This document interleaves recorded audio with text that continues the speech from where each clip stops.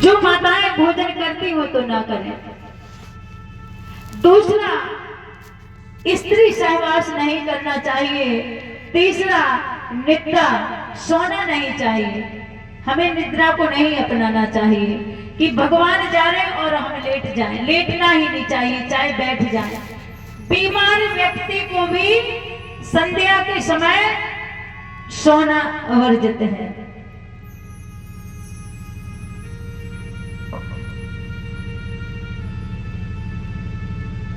चौथा, हमें अपना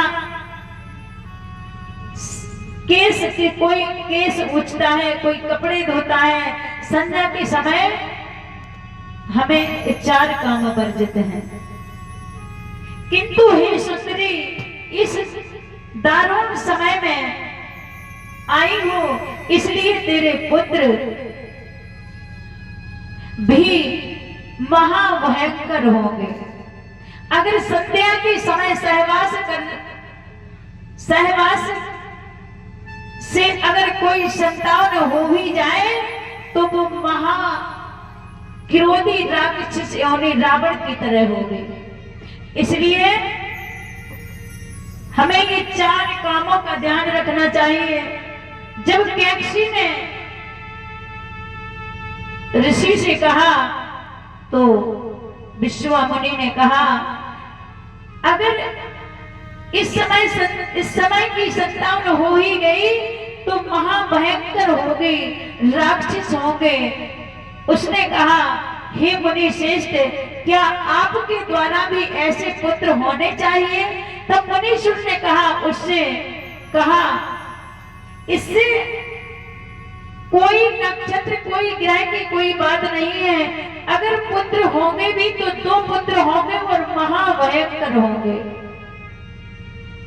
महाबली होंगे और बलशाली होंगे, लेकिन उनका स्वभाव राक्षस योनि में होगा। परम भक्त भी होंगे और सर्वगुण संपन्न, और एकमात्र पुत्र ऐसा होगा जो राम भक्ति पर तत्पर्य होगा।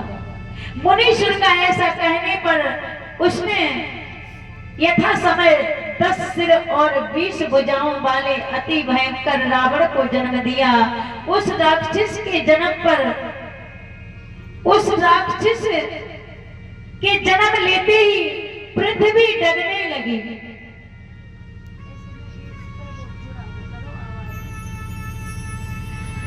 रावण के जन्म होते ही पृथ्वी डगने लगी, हाथी चिल्लाने लगे और कूकर शूकर बोलने लगे।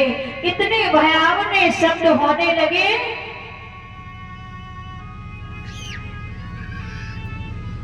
कि अशुभ संकेत चारों तरफ से मिलने लगे। भयंकर रावण को जन्म दिया। उस राक्षस के जन्म पर नाना प्रकार के अपशगुन होने लगे, समस्त कारण उपस्थित हो गए। उसके पश्चात महापर्वत के समान बड़े डील डौल वाला एक भारी पुत्र हुआ, जिसका नाम कुंभकर्ण उत्पन्न हुआ।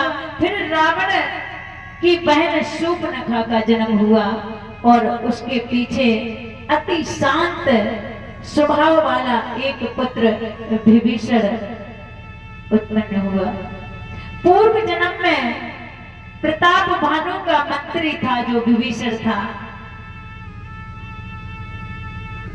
इस प्रकार से कैकसी की संतानों ने जन्म लिया। नाम विभीषण जहि जग जाना, विष्णु भगत विज्ञान निधाना।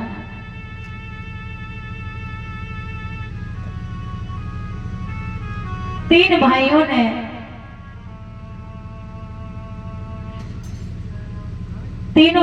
ने गोकर्ण क्षेत्र में परम उग्र तपस्या की। रावण ग्रीष्म काल में पंच अग्नि के माध्यम से शीतकाल में गले तक जल में तथा घोर वर्षा काल में पूर्ण तपस्या करता रहा। भीगता हुआ तपस्या, आंधी तूफान अग्नि जल सब कुछ सह के रावण ने घोर तपस्या की।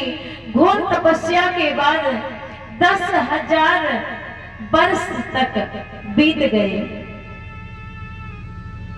9,000 वर्ष में अपने 9 सिरों को काटकर हवन में डाल दिया, हवन कर दिया। लेकिन जब ब्रह्मा जी प्रकट नहीं हुए, जैसे 10वें बार अपने शीश को काटने लगा रावण, तो ब्रह्मा जी प्रकट हो जाते हैं।